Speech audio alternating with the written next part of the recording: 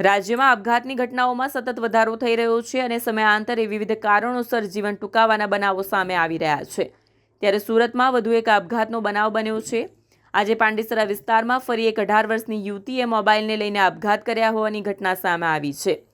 સુરતના ડુમ્મસની જમીન કૌભાંડમાં નવા ખુલતા રહસ્ય, એક જ લેટર કલેક્ટર, જિલ્લા પંચાયત અને સુડામાં રજૂ કરાયો। પિતાએ ઠપકો આપતા દીકરીએ આપઘાત કર્યો। મળતી માહિતી અનુસાર પાંડેસરાના શિવનગર વિસ્તારમાં રહેતી દીપા નામની 18 વર્ષની યુવતી આખો દિવસ મોબાઈલમાં જ રહેતી હતી। પરિવારમાં જમવાનું બનાવતી વખતે જમવામાં મીઠું વધારે પડી જતા આ વાતને લઈને પિતાએ યુવતીને ઠપકો આપ્યો હતો। આ વાતનું લાગી આવતા યુવતીએ પોતાના ઘરે જ ગળા ફાંસો ખાઈને આપઘાત કરી લીધો હતો। આ ઘટનાની જાણ પોલીસને થતાં ઘટનાસ્થળે પહોંચીને યુવતીનો મૃતદેહ કબજે લઈને આગળની કાર્યવાહી હાથ ધરી છે। ગઈકાલે ધોરણ 8ની વિદ્યાર્થીને આપઘાત કર્યો। ઉલ્લેખનીય છે કે રવિવારે પાંડેસરા વિસ્તારમાં આવિર્ભાવ સોસાયટીમાં રહેતા નિશા પરિવારની ધોરણ 8માં અભ્યાસ કરતી દીકરી છેલ્લા લાંબા સમયથી મોબાઈલની લતે ચડી હતી।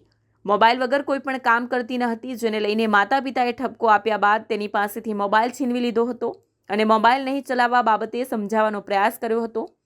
મોબાઈલ નહીં ચલાવવા બાબતે લાગી આવતા દીકરીએ માતા પિતાની ગેરહાજરીમાં આવેશમાં આવી જઈ ગળે ફાંસો ખાઈને આપઘાત કર્યો હતો। આ ઘટનાની જાણ થતાં પોલીસે તાત્કાલિક ઘટના સ્થળે દોડી આવી આ મામલે ગુનો દાખલ કરી વધુ તપાસ હાથ ધરી હતી।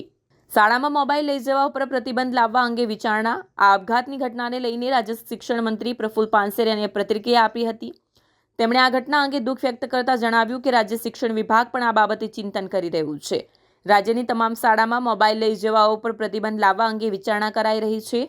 બાળકોની સાથે વાલીઓએ અને શિક્ષકોએ કોઈ પણ કડક અમલ કરવો પડશે। मेरा नाम हर्ष चांद है। क्या हुआ था पूरा किस्सा हमें बता दो, क्या हुआ? कल तो हम लोग को गए थे, तब तक तो उसने आत्महत्या कर ली थी। तो कितने उसका साल पापा की? 17 प्लस 18 की जैसा लग रही है। क्या नाम है लड़की? दीपा विशाल है।